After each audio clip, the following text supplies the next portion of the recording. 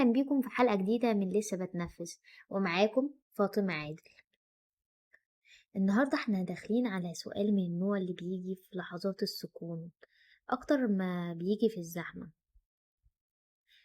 سؤال بيقف فجأة كده في نص تفكيرك ويخليك تبص لنفسك كأنك أول مرة تشوفها بجد، وتقول هل اللي جوايا طبيعي ولا أنا محتاجة أتعالج؟ السؤال ده مش بسيط ولا عابر، لأنه بيطلع غالبا لما الإنسان يكون عايش حالة من الزيادة الداخلية، زيادة تفكير وزيادة قلق وزيادة حساسية أو حتى زيادة وعي، بيخليه يلاحظ نفسه أكتر من اللازم لدرجة إنه يبدأ يشك في كل إحساس جواه بدل ما يفهمه. وده في حد ذاته بيخلق دوامة غريبة بين إنك تحاول تطمن نفسك وإنك في نفس الوقت مش قادر تصدق الطمأنينة دي. والمشكلة إن اتربينا على فكرة مش دقيقة عن الطبيعي، كأن الطبيعي هو إنك تكون ثابت طول الوقت، هادي طول الوقت، منطقي طول الوقت، ما بتتأثرش، ما بتغلطش، وما بتتلخبطش. بينما الحقيقة إن الإنسان الطبيعي هو الإنسان اللي بيتغير واللي بيتأثر واللي بيقلق، اللي بيفكر زيادة، واللي أحيانا بيبقى مش فاهم هو بيحس بإيه بالظبط لكنه لسه بيكمل.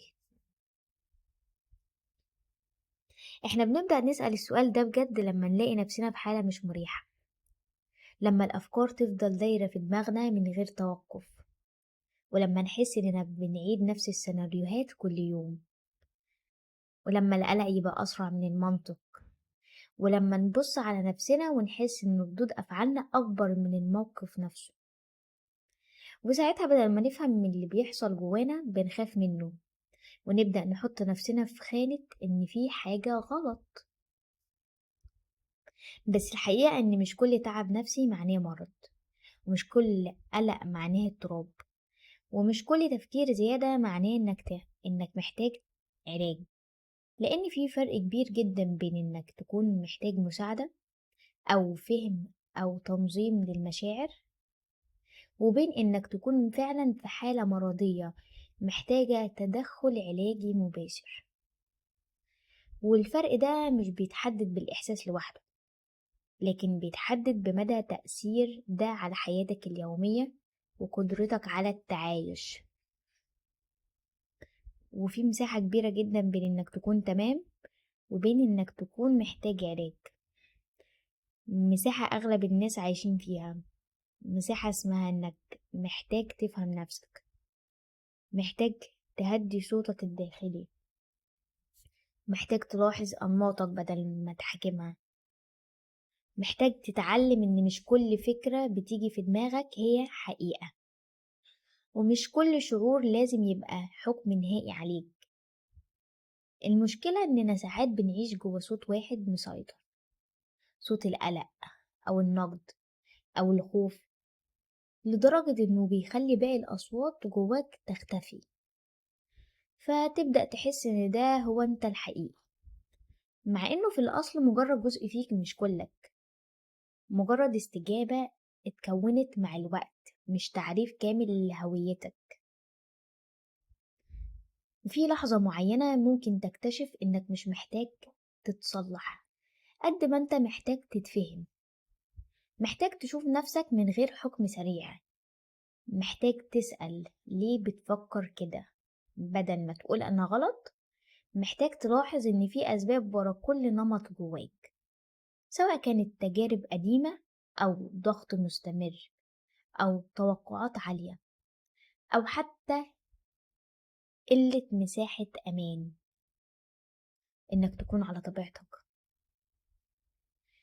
وبسؤال بسيط زي أنا ليه بحس كده بيبدأ أول باب للوعي، لأن الوعي مش إنك تبقى مثالي، الوعي إنك تبقى فاهم نفسك أكتر، مش بتطاردها ولا بتكرهها، لكن بتفهمها وهي بتتحرك. وده في حد ذاته بيخفف الجزء الكبير من التوتر الداخلي.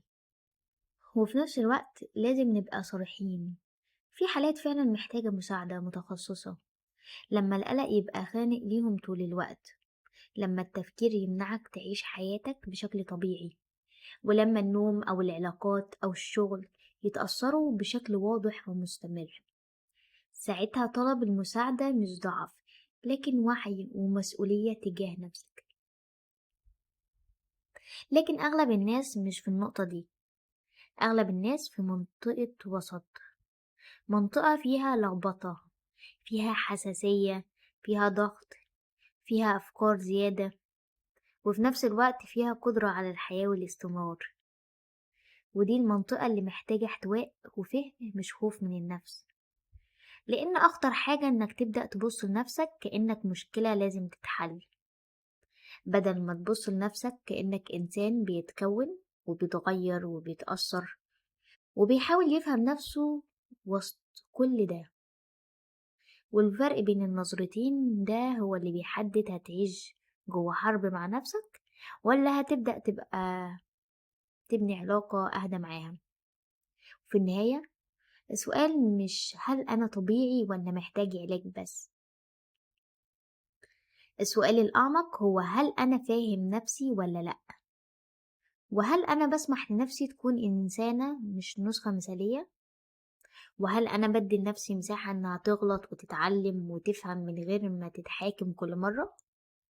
لأن الحقيقة إنك مش محتاج تبقى كامل عشان تبقى حقيقي، ومش محتاج تبقى ثابت عشان تبقى سليم، ومش محتاج توقف التفكير عشان تبقى طبيعي.